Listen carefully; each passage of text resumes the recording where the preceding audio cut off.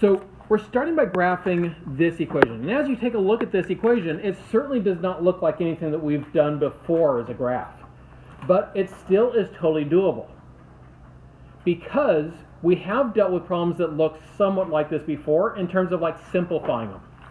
Because of that, we're going to use a nice rule of thumb about mathematics, which is that if you start with something that looks really complicated and you don't know what to do with it, you start by simplifying it and make it look like something that you do know how to do. And so step one in doing this problem and making the graph is to simplify the equation. And the first step in simplifying, of course, is to factor your denominator. Now, does this quadratic, x squared plus 2x minus 15, does that factor?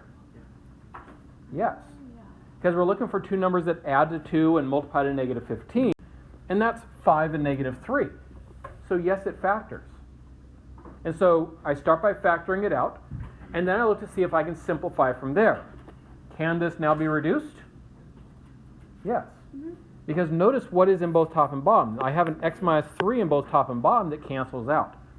Now when I cancel out that x minus 3 on the top, what is left behind on the top? Just a 1. Because if you divide anything by itself, a 1 is left behind. And so here we have y equals 1 over x plus 5. Now that we've written the equation like this, it's now graphable. So please now graph this equation. Now in making the graph, start by drawing in the asymptotes. We always start with the asymptotes for these graphs.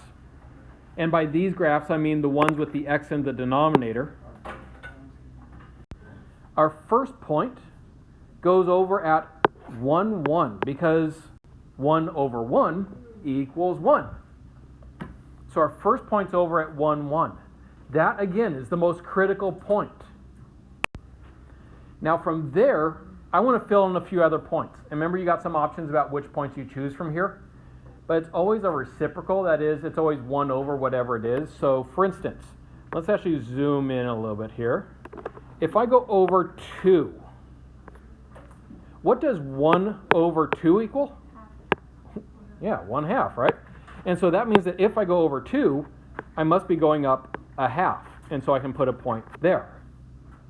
If I go over 3, how far up would I go? 1 over 3, which is 1/3, yeah. If I go over 4, then it would be up 1/4. Over 5 would be up a 1/5, and so on. And so you don't need to do all of those, remember. Take a couple of them and plot those. You notice the points over here are the same ratios. So 2 1/2 became 1/2 2, for instance, allowing us to get some of those other points. So that if doing the 1 over 1/2 thing is throwing you off, that's another way you can get those, because I know that's probably the trickiest part for us right now. All right, now at this point, I have only done, though, half of the graph. Remember, there is another half of the graph that's existing entirely down here, and I do need to plot that part as well. So, where does my first point go as we go down there? Yep. It's again 1, 1. The only difference is that we're going left and down instead of up and right. So we go left 1, down 1, plot the point there. And in fact, that's going to be true for all of the points that we started with. The one where we went right 2 and then up 1/2, well, that's going to be left 2 and down 1/2. So we can actually get a point right there for that same reason.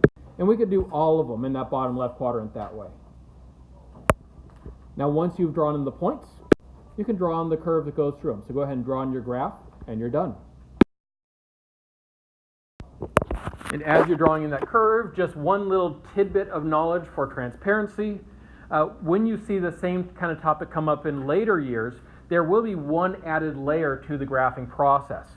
It has to do with some restrictions and some holes in the graph and some little things like that. But it's very detailing. We're just not going to worry about those details right now. But I just want you aware that, yes, there will be one added layer of complexity by the time you see this again. All right, so we're now faced with graphing another complicated looking equation. This one even looks a little bit more complicated than the last one. But what do you suppose we're going to do first with it? Yeah, simplify. So you're going to start by doing all that stuff that we did last week. So factor, flip, multiply, etc. All that kind of stuff. Now, doing that, the very first thing that we're going to be looking at doing is factoring this x squared minus 1. Sometimes this type gives us trouble, so I like being able to jump in and use this as a little reminder here about how we factor that. Because normally, when I'm factoring a quadratic, I'm always adding to whatever the middle number is that's in front of the x, so we add to that one, and we multiply to whatever number is hanging on the end. Well, in this case, it's a minus 1. And so we multiply to whatever that is. Well, in this case, what is the number that we would be adding to? Well, what can I multiply x by that makes it totally disappear? 0. And so it's like there's this 0x hiding in the middle.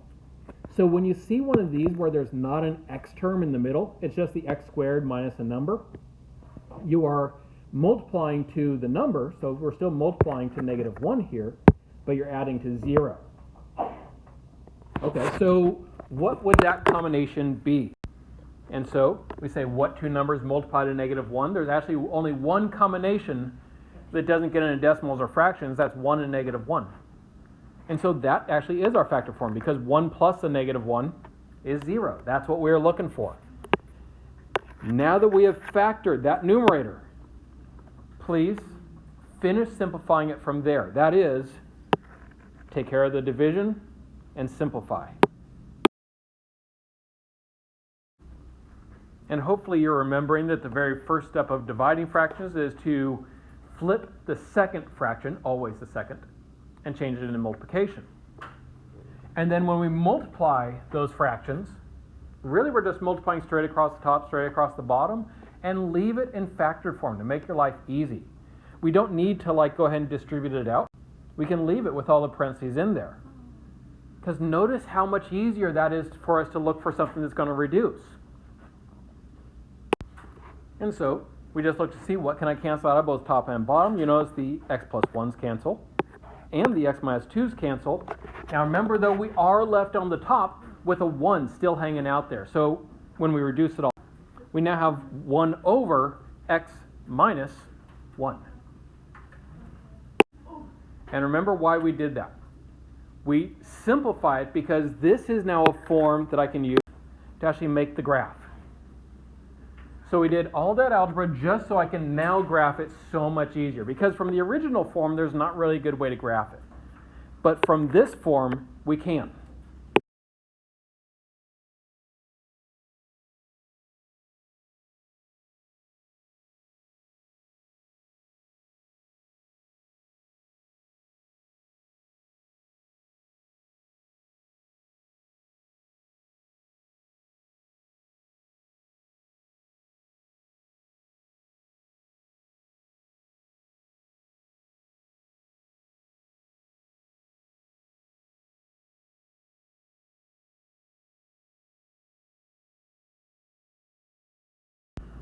As we take a look at graphing this one, of course, the very first thing we need to do is simplify. In this case, that means doing the addition. In order to do addition, we need to have a common denominator. Thankfully, we already have that. And so go ahead and do the addition in this case by combining the like terms on the top. And when we do that adding on the top, we end up with a quadratic again, and anytime we see a quadratic in a fraction and we need to simplify that fraction, factor it. And of course, as you can see, this is factorable. All right, so once we're here and we start looking at what we need to cancel out, you notice we have an x minus 5 in both the top and the bottom, so we can cancel those out. So we're left with an x minus 4, but notice our answer is not going to be 1 over x minus 4. Because when I canceled out all of the x minus 5s, that just left a 1 behind. But that 1 that was left behind is on the bottom. The x minus 4 that was left behind was on the top. So the whole thing is x minus 4 over 1, which, while technically correct, we can clean up a little bit, right? What's a simpler way to write x minus 4 over 1? X minus 4. just x minus 4. So this is what we're graphing. What is the shape of y equals x minus 4? Because you notice x is not in the bottom, so it's not going to be one of these this time. It's not a reciprocal function. What is the shape? Yeah, it's a line. And so we're going to go over to our graph here, and we are going to graph the line y equals x minus 4. That minus 4, it's hanging on the end. It's not like in parentheses with x or something like that. It's just hanging on the end of it. Therefore, it's going to be moving it down 4. So put your first point down at negative 4. And then with your point down at negative 4, we go ahead and draw our line. Now, in this particular case, what is the slope of our line? Well, it's the number that's in front of the x. That's just a 1. And so since our slope was 1, it's like you're starting at that point, and then you're just going up 1, over 1. Specifically, up 1 and right 1. And then up 1 and right 1, up 1 and right 1. And we're basically able to plot point after point after point that way. And once you've drawn enough to be accurate, you can go ahead and draw your line in. So you should be going through this graph. And then once you've made this graph, you're done.